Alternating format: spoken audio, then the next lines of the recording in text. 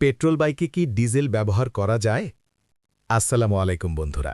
আজকে আমরা খুবই গুরুত্বপূর্ণ একটা প্রশ্নের উত্তর জানব। মোটরসাইকেলে কি পেট্রোলের বদলে ডিজেল ব্যবহার করা যায়? অনেকেই মনে করেন ডিজেলের দাম কম, তাই যদি বাইকে ডিজেল ব্যবহার করা যেত তাহলে ভালো হতো। কিন্তু আসলে বিষয়টা এত সহজ না। আজকের ভিডিওতে আমরা পুরো বিষয়টা সহজভাবে বুঝে নেব। প্রথমে বুঝতে হবে পেট্রোল ইঞ্জিন কিভাবে কাজ করে। মোটরসাইকেলের পেট্রোল ইঞ্জিনে থাকে স্পার্ক প্লাগ। এই স্পার্ক প্লাগ আগুন তৈরি করে আর সেই আগুনে পেট্রোল পুড়ে শক্তি তৈরি হয়। মানে এখানে জ্বালানি পুরানোর জন্য আলাদা করে স্পার্ক দরকার হয়। এটাই পেট্রোল ইঞ্জিনের মূল বৈশিষ্ট্য।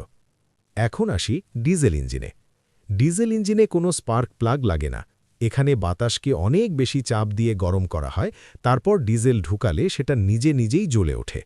এই প্রক্রিয়াকে বলে কম্প্রেশন ইগনিশন। এখন সবচেয়ে গুরুত্বপূর্ণ প্রশ্ন, যদি আমরা পেট্রোল বাইকে ডিজেল দেই তাহলে কি হবে? প্রথমত, ইঞ্জিন স্টার্টই নাও নিতে পারে, কারণ ডিজেল স্পার্ক দিয়ে সহজে জ্বলে না। দ্বিতীয়ত, ইঞ্জিনে ময়লা জমে যেতে পারে, ইনজেক্টর বা কার্বুরেটর ব্লক হয়ে যেতে পারে। আর সবচেয়ে খারাপ ক্ষেত্রে ইঞ্জিন পুরোপুরি নষ্ট হয়ে যেতে পারে।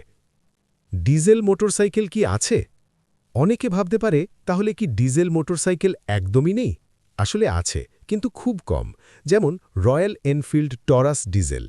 এই ধরনের বাইকগুলো আলাদা ডিজেল ইঞ্জিন দিয়ে তৈরি করা হয়, কিন্তু এগুলো ভারী, স্পিড কম আর খুব বেশি জনপ্রিয় না।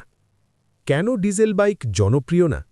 ডিজেল ইঞ্জিন সাধারণত ভারী হয় এবং ভাইব্রেশন বেশি হয়, তাই ছোট মোটরসাইকেলে এগুলো ব্যবহার করা সুবিধাজনক না। এজন্যই কোম্পানিগুলো পেট্রোল ইঞ্জিনই বেশি ব্যবহার করে। তাই বন্ধুরা, পেট্রোল ইঞ্জিনে কখনোই ডিজেল ব্যবহার করা উচিত না। এটা করলে ইঞ্জিনের মারাত্মক ক্ষতি হতে পারে। ভিডিওটা ভালো লাগলে লাইক, শেয়ার আর সাবস্ক্রাইব করতে ভুলবে না। আল্লাহ হাফেজ।